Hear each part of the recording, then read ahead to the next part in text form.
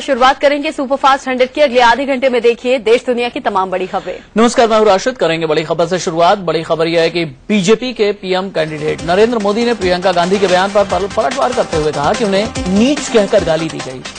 UP के डुमरियागंज में मोदी ने कहा कि उन्हें प्रियंका ने अपमानित किया है। ये हिम्मत इनकी कि हमें ये कहे हम नीच जाति के हैं, इसलिए हमें गाली दे। मुझ पर हमला इसलिए बोला गया कि चाय बेचने वाला, जैसे मैंने कोई गुनाह कर दिया हो। मोदी ने यह भी कहा कि आप भले मेरा अपमान कीजिए, मुझे फांसी पर लटका दीजिए, लेकिन नीच कहकर गरीबों का अपमान मत कीजिए। मोदी का जितना अपमान करना है कर दीजिए। आपको मोदी को फांसी पर लटकाना है, लटका दीजिए, लेकिन मेरे नीच जाति के भाइयों का अपमान मत कीजिए। मोदी ने गांधी परिवार पर निशाना साधते हुए कहा कि सालों से हमें नीची जाति वाला कहकर बंगले में रहने वालों ने खूब अपमानित किया है। बड़े महलों में रहने वाले लोग सदियों तक हमें पीड़ा दी है। कम से कम अब तो हमारे गांव पर नमक छिड़कना बंद कर दीजिए। इससे पहले ट्वीट कर मोदी ने कहा कि सामाजिक रूप से निचले वर्ग से आया हूं, इसलिए प्रियंका गांधी के लिए मेरी राजनीति नीच राजनीति लगती है। उन्होंने ये भी लिखा कि निचली जातियों के त्याग से देश इस ऊंचाई पर पहुंचा है। मोदी ने आगे ये भी ट्वीट किया कि इसी नीच राजनीति की ऊंचाई पिछले 60 सालों के कुशासन और वोट बैंक की राजनीति से भारत को मुक्त कर भारत मां के कोटि कोटि जन के आंसू पोंछेगी और भारत को समृद्ध और शक्तिशाली राष्ट्र बनाएगी। दरअसल कल बयान जारी कर प्रियंका गांधी ने मोदी पर निशाना साधा था और कहा था कि अमेठी की धरती पर मेरे शहीद पिता का अपमान किया गया। अमेठी की जनता इस हरकत को कभी माफ नहीं करेगी। इनकी नीच राजनीति का जवाब मेरे बूथ के कार्यकर्ता देंगे। बीजेपी प्रवक्ता सुधांशु त्रिवेदी ने कहा है कि मोदी पर दिया गया प्रियंका गांधी का बयान गांधी परिवार की सामंती सोच को दर्शाता है। देखिए, जिस प्रकार के बयान प्रियंका जी और गांधी परिवार के अन्य सदस्यों के द्वारा दिए जा रहे हैं मोदी जी के बारे में, वो कहीं न कहीं अधिनायकवादी सामंती मनोवृत्ति को दिखा रहे हैं। वहीं कांग्रेस प्रवक्ता मीम अफजल का कहना है कि प्रियंका गांधी ने जाति को लेकर कोई टिप्पणी नहीं की। मोदी उनके बयान पर राजनीतिक फायदा उठाने में लगे हुए हैं।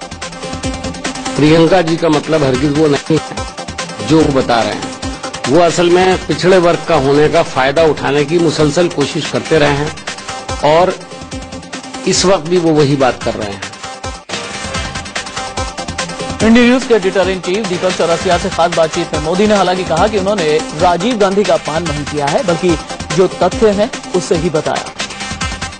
मैंने कुछ शब्द प्रयोग नहीं किया है, मैंने एक घटना का वर्णन किया है और वो घटना इतिहास के पन्नों पर दर्ज है। सिर्फ उस घटना का रिफर कर दिया जाए और आंध्र में उसी घटना के कारण कांग्रेस पार्टी को 20 साल तक आंध्र खोना पड़ा। दरअसल कल अमेठी में नरेंद्र मोदी ने राजीव गांधी को निशाने पर लिया था और कहा था कि राजीव ने आंध्र प्रदेश के तब के सीएम को सरेआम बेइज्जत किया था। उनके इसी बयान पर प्रियंका गांधी भड़की हुई।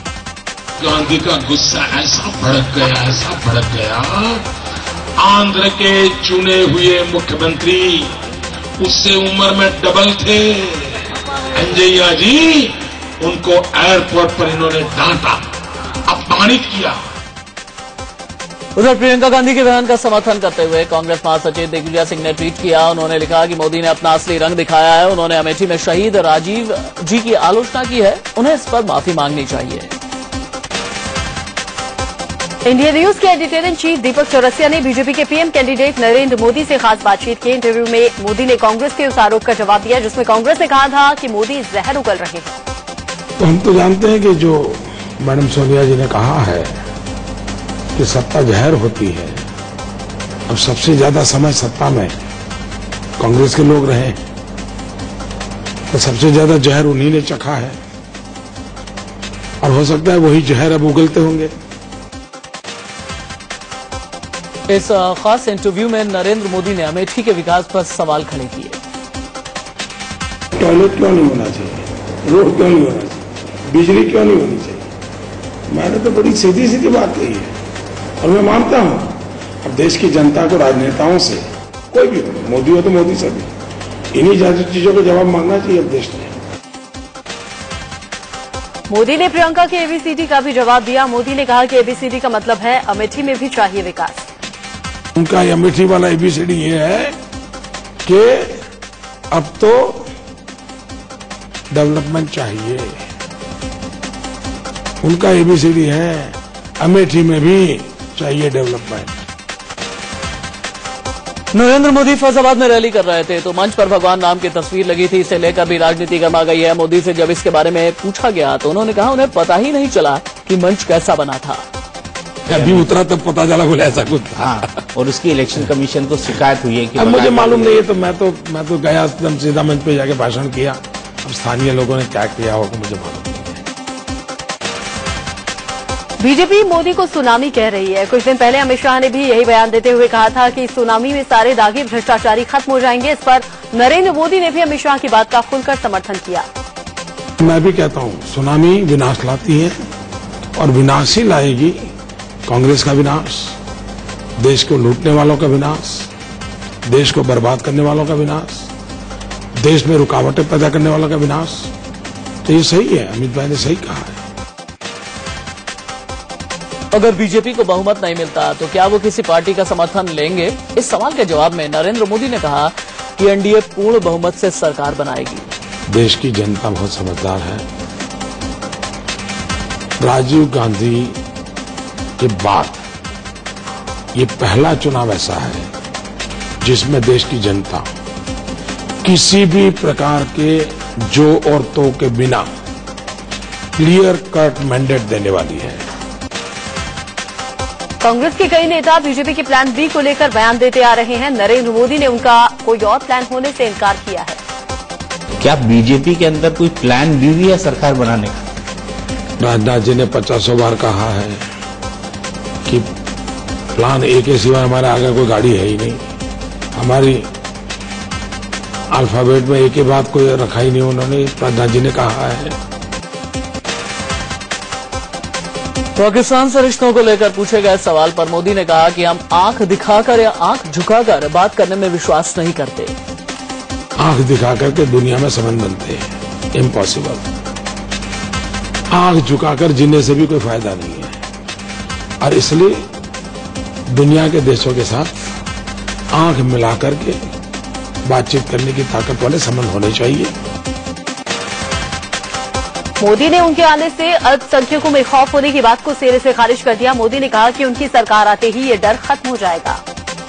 ये कांग्रेस की मजबूरी है या तो जो लोगों की धरती खिसक रही है उनकी मजबूरी है। जहां तक मोदी का सवाल है, मेरा 14 साल का रिकॉर्ड है गुजरात का, लोग जानते हैं मैं कैसे कारोबार चलाता हूं और वही आने वाले दिनों में दिखने वाला है। इस चुनाव में सीनियर्स को लेकर कई बार नरेंद्र मोदी को निशाने पर लिया गया। कांग्रेस के आरोपों पर नरेंद्र मोदी ने कहा कि पहले वो अपने खुद के गिरेबान में झांक के देखें। कांग्रेस वालों ने तो बाकायदा इसको मुद्दा बना रखा है कि आपने जितने भी पुराने लोग थे उनको किनारे कर दिया। कांग्रेस वालों के पास कुछ नहीं है जी। सीताराम केसरी के साथ क्या किया था उन लोगों ने, नरसिम्हा राव के साथ क्या किया था।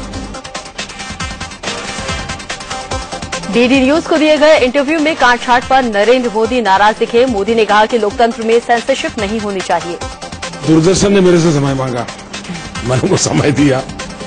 अब बाद में जो कथाएं सुनने को मिली है तो मैं चाहता हूं कि जो प्रेस की स्वतंत्रता के लिए काम करने वाले संगठन है, मीडिया के लोग हैं, इसको एक केस स्टडी मान करके अपना ही इंटरनली करेक्ट कैसे करना उसका मूवमेंट करे। खास इंटरव्यू में नरेंद्र मोदी ने कहा कि वो भ्रष्टाचार से लड़ने को तैयार हैं। बीजेपी में भी कई भ्रष्टाचार के केसेस आए हैं, कई लोग ऐसे हैं जिनके ऊपर भ्रष्टाचार के आरोप हैं। मैं मानता हूं कि ऐसा नहीं है कि करप्शन हटाया जा सकता। नरेंद्र मोदी ने काले धन पर भी अपनी मंशा साफ की। मोदी ने कहा कि उन्हें नहीं मालूम कि विदेश में कितना काला धन है, लेकिन जो भी है वो वापस जरूर आएगा। ये तो हकीकत है कि परसेप्शन तो है कि भाई कहीं तो कुछ गड़बड़ है। मैं भी परसेप्शन के आधार पर बोलूंगा क्योंकि मेरे पास कोई फैक्चुअल इंफॉर्मेशन नहीं है। देश की जनता को विश्वास देना चाहिए कि भाई विदेशों में इतना पड़ा है और इतना हम ला पाएंगे, ऐसे ला पाएंगे। मोदी ने ईमानदारी से टैक्स भरने वालों को गिफ्ट देने की बात भी कही। हमने कहा है कि विदेश से अगर ऐसा धन आता है, वापस मिलता है, कुछ परसेंटेज मैं इस सैलरी क्लास वालों को, जिन्होंने ईमानदारी से देश को रेवेन्यू दिया है, उनको गिफ्ट दूंगा। नरेंद्र मोदी वडोदरा और वाराणसी से चुनावी मैदान में हैं। वाराणसी को वक्त दिए जाने के सवाल पर मोदी ने कहा कि वो गंगा की इस नगरी को पूरा वक्त देंगे। क्या आप काशी को उतना समय दे पाएंगे? बिल्कुल दे पाएंगे, क्यों नहीं दे पाएंगे, बहुत दे पाएंगे। नरेंद्र मोदी की अमेठी रैली के बाद अब कांग्रेस वाराणसी में मोदी को घेरने की तैयारी में है। खबर है कि सोनिया गांधी और राहुल गांधी वाराणसी में प्रचार करने के लिए जा सकते हैं। हालांकि प्रियंका गांधी के वाराणसी जाने की कोई संभावना नहीं है। सूत्र बताते हैं कि प्रियंका वाराणसी नहीं जाएंगी। कांग्रेस अध्यक्ष सोनिया गांधी की बेटी प्रियंका गांधी ने एक बार फिर राजनीति में जाने से इनकार कर दिया है। समाचार एजेंसी पीटीआई को उन्होंने बताया कि राजनीति में उतरने की उनकी कोई मंशा नहीं है। प्रियंका गांधी ने कहा कि इस लोकसभा चुनाव में किसी भी पार्टी को बहुमत हासिल नहीं होगा। फैजाबाद में मोदी के मंच पर भगवान श्री राम की तस्वीर लगाए जाने पर चुनाव आयोग ने सख्ती दिखाई है।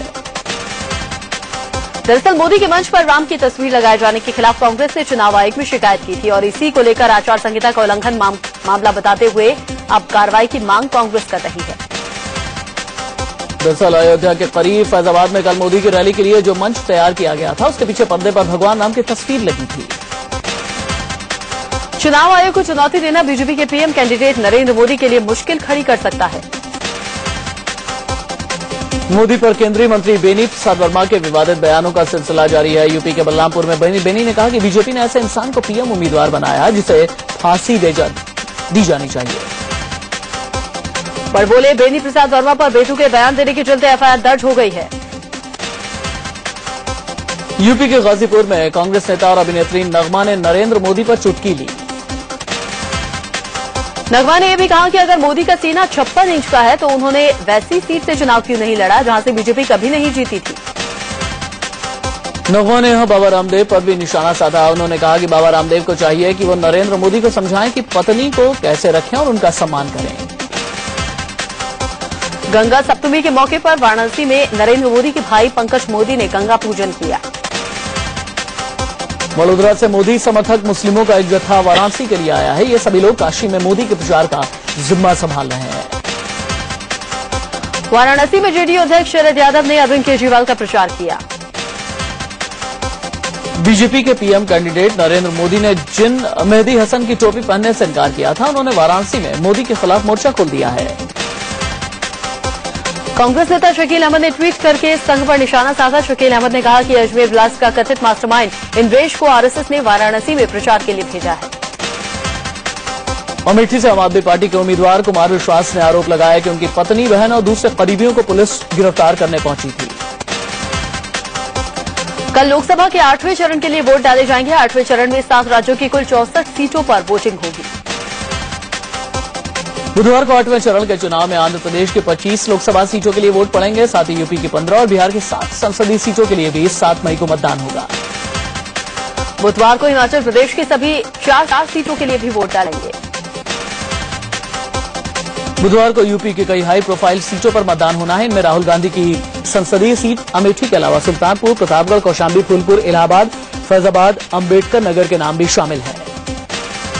यूपी की जिन 15 सीटों पर बुधवार को चुनाव हो रहे हैं, उनमें बहराइच, कैसरगंज, श्रावस्ती, गोंडा, बस्ती, संत कबीर नगर और भदोही के नाम भी शामिल हैं।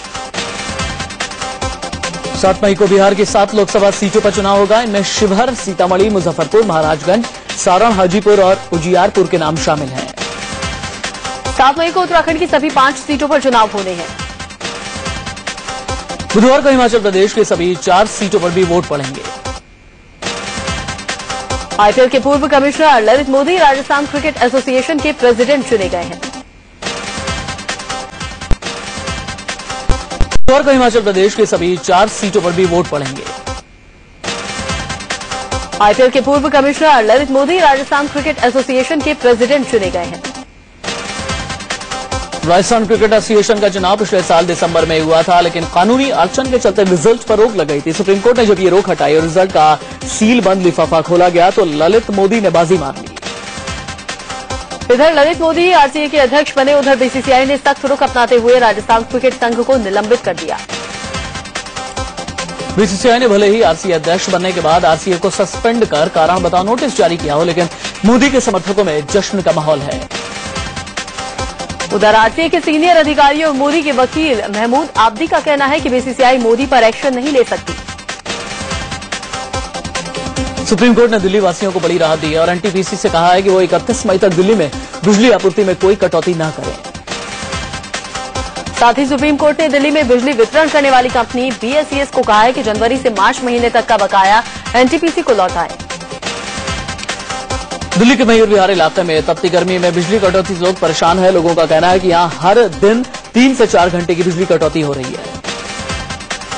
सुप्रीम कोर्ट से एक बार फिर सहारा प्रमुख सुब्रत रॉय को करारा झटका लगा है। कोर्ट ने उन्हें जमानत देने से इनकार कर दिया है। न सिर्फ सहारा प्रमुख की रिहाई से इनकार कर दिया गया, बल्कि निवेशकों को पैसा लौटाने के उनके नए प्रस्ताव को भी सुप्रीम कोर्ट ने खारिज कर दिया। दरअसल निवेशकों को 20,000 करोड़ लौटाने के मामले में सहारा प्रमुख सुब्रत रॉय घिरे हुए हैं। सुप्रीम कोर्ट ने कहा है कि जब तक निवेशकों को पैसा लौटाने का ठोस प्रस्ताव नहीं दिया जाता, सुब्रत रॉय को रिहा नहीं किया जाएगा। 2002 के हिट एंड रन केस में अभिनेता सलमान खान की मुश्किलें बढ़ती दिख रही हैं। इस मामले के 2 गवाहों ने सलमान की कोर्ट में पहचान की है। इससे पहले मुंबई की बांद्रा कोर्ट में हिट एंड रन केस का दोबारा ट्रायल शुरू हो गया। सलमान खान आज कोर्ट में पेश हुए। सुप्रीम कोर्ट ने आज एक ऐतिहासिक फैसला सुनाते हुए कहा कि संयुक्त सचिव और उनके ऊपर के अफसरों की जांच और पूछताछ के लिए सीबीआई को मंजूरी लेने की जरूरत नहीं है। सुप्रीम कोर्ट के इस ऐतिहासिक फैसले के बाद बड़े अफसरों की जांच और पूछताछ के लिए सीबीआई को केंद्र सरकार का मुंह नहीं ताकना होगा। सुप्रीम कोर्ट ने सभी निजी स्कूलों से कहा है कि वो अपनी 25% सीटें गरीब बच्चों के लिए आरक्षित रखें।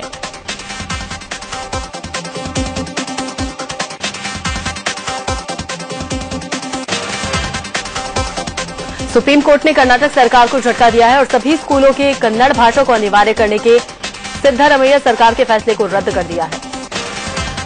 कोल ब्लॉक एलोकेशन मामले में पहले से सीबीआई जांच का सामना कर रहे इंडस्ट्रियलिस्ट और कांग्रेस सांसद नवीन जिंदल और पूर्व केंद्रीय मंत्री दसारी नारायण राव की मुश्किल और भी बढ़ती दिख रही है। दसारी नारायण राव और जिंदल पर आरोप है कि कोल ब्लॉक एलोकेशन मामले में अवैध तरीके से धन के लेन देन में इनकी भागीदारी रही। इससे सरकार को राजस्व का नुकसान हुआ। बिहार के मुजफ्फरपुर में चुनाव से एक दिन पहले नक्सलियों ने जगह जगह बम रखकर हड़कंप मचा दिया। मुजफ्फरपुर में रेलवे ट्रैक पर भी नक्सलियों ने लैंडमाइंस रखा था और एक बड़े धमाके को अंजाम देने वाले थे। बिहार के हाजीपुर में 3 केन बम मिलने से सनसनी फैल गई। पहाड़पुर इलाके में सड़क पर इन बमों को रखा गया था। झारखंड के हजारीबाग में 2 नक्सली गुटों के बीच में खूनी झड़प हो गई। झारखंड के दुमका में पुलिस ने 2 नक्सलियों को गिरफ्तार करने में कामयाबी हासिल की है। दिल्ली पुलिस ने एक शख्स की हत्या के मामले में उनकी बेटी और उसके 2 दोस्तों को गिरफ्तार कर लिया है। ग्रेटर नोएडा में पुलिस ने 21 अप्रैल को हुई एक ट्रांसपोर्टर की हत्या का खुलासा करते हुए 2 लोगों को गिरफ्तार किया। कानपुर के गोविंद नगर इलाके में एक छात्र लोकेश ने हॉस्टल के अंदर फांसी लगाकर खुदकुशी कर ली। मुंबई से सटे ठाणे में तालाब में डूबने से पिता और बेटे की मौत हो गई। गुजरात के जामनगर में एक जहाज से करोड़ों की हेरोइन जब्त की गई है। लखनऊ पुलिस ने विदेशी हथियारों और कारतूसों के साथ 4 लोगों को गिरफ्तार किया। गिरफ्तार लोगों के 2 साथी अभी भी फरार हैं। दिल्ली से सटे गाजियाबाद की फैक्ट्री में भीषण आग लग गई। कविनगर इलाके की इस फैक्ट्री में कूलर के लिए घास तैयार की गई थी। मुंबई से सटे ठाणे में चोर पुलिस थाने का ताला तोड़कर बाइक चुरा ले गए। मध्य प्रदेश के डबरा में ड्यूटी के दौरान एक पुलिस वाला नशे में धुत मिला। सड़क पर पुलिस वाले का ड्रामा घंटों चला। IPL 7 में आज बेंगलोर रॉयल चैलेंजर्स का मुकाबला मुंबई इंडियंस से होगा। मैच मुंबई के वानखेड़े स्टेडियम में रात 8 बजे से शुरू होगा। सोमवार को हुआ IPL मुकाबले में चेन्नई सुपर किंग्स ने दिल्ली डेयरडेविल्स को 8 विकेट से हरा दिया। दिल्ली को हराकर महेंद्र सिंह धोनी की चेन्नई सुपर किंग्स ने IPL 7 में लगातार 6ठी जीत दर्ज की। पुणे में पहली ओलंपिक महिला टेनिस खिलाड़ी निरुपमा वैद्यनाथन की किताब द मून बॉलर को लॉन्च किया गया। मलेशिया के लापता विमान को खोजने के लिए मलेशिया, ऑस्ट्रेलिया और चीन ने अहम बैठक की है। विश्व स्वास्थ्य संगठन ने पाकिस्तान में यात्रा करने पर पाबंदी लगाई है। यूक्रेन में विद्रोहियों और पुलिस के बीच हिंसक संघर्ष थमने का नाम नहीं ले रहा। मैक्सिको में भारी बारिश के बाद हुए भूस्खलन में 7 लोगों की मौत हो गई। कीनिया की राजधानी नायरोबी में एक व्यस्त राजमार्ग पर 2 बसों में हुए बम धमाकों में 3 लोगों की मौत हो गई, जबकि 60 लोग घायल हो गए। सुपरस्टार रजनीकांत ट्विटर पर आ गए हैं। एक्टर अर्जुन कपूर अब सामाजिक सरोकार के अभियान में भी लग गए हैं। एक नामी गिरामी कंपनी के शिक्षा आंदोलन के साथ अर्जुन कपूर जुड़ गए हैं। अमोल गुप्ता की डायरेक्शन में आने वाली फिल्म हवा हवाई की मुंबई में स्पेशल स्क्रीनिंग हुई। 30 मई को रिलीज होने जा रही फिल्म सिटी लाइट्स के मुंबई में स्पेशल स्क्रीनिंग रखी गई। इस दौरान फिल्म के एक्टर राजकुमार राव और हीरोइन पत्र लेखा के साथ फिल्म के निर्देशक हंसल मेहता और महेश भट्ट भी मौजूद थे। और अभिनेता राजकुमार राव की आने वाली फिल्म सिटी लाइट्स का पहला गाना रिलीज हो गया।